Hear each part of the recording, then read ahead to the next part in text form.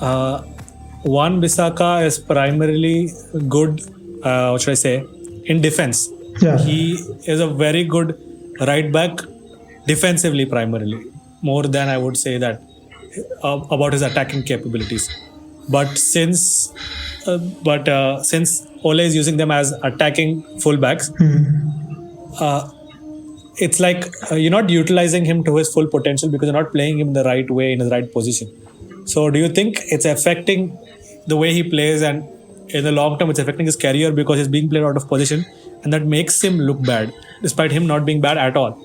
No, see, personally, since he has joined, when he joined, he was a pakka defender. He didn't used to attack that much. Since then, since he has come to United, he's actually improved his game, his attacking game, and he used to be a winger actually. So he has some, as if you look at the attacking intelligence, if you can say, so that he has. So I think he can actually do very well as attacking fullback, and his numbers have improved consistently since he has joined. So I think he has changed his game, and I think he has improved only. You cannot judge him on based on the last three performances. He has been bad in the last three performances, but before that he was playing really well, I feel. Yeah, not only with the last three, but in the last season also, especially at the end of last season when they were slowly picking up, he was attacking pretty well, like not on par with maybe other right backs or like proper full-fledged attacking right backs, but he was attacking. But that also led to lapses in defense from his side, especially because people are looking to exploit it. Because despite him being fast and him primarily being a defensive right back, when he was going forward, there was nobody to cover for him on the right side, and that was being exploited a lot.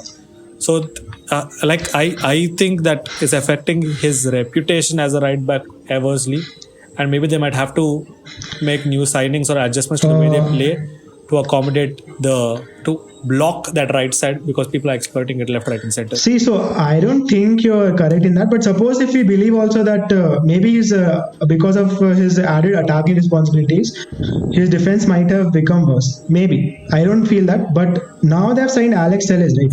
So Alex Telles is supposed to attack. He is an attacking fullback. So if Alex Telles will attack, then Wan-Bissaka will naturally have to defend more. He won't be attacking as much. So I think that issue is actually fixed now that we have signed Alex Telles. Before, I was not saying that his defense has become worse. I'm just saying that because he's up, because he's attacking, they are exploiting that space.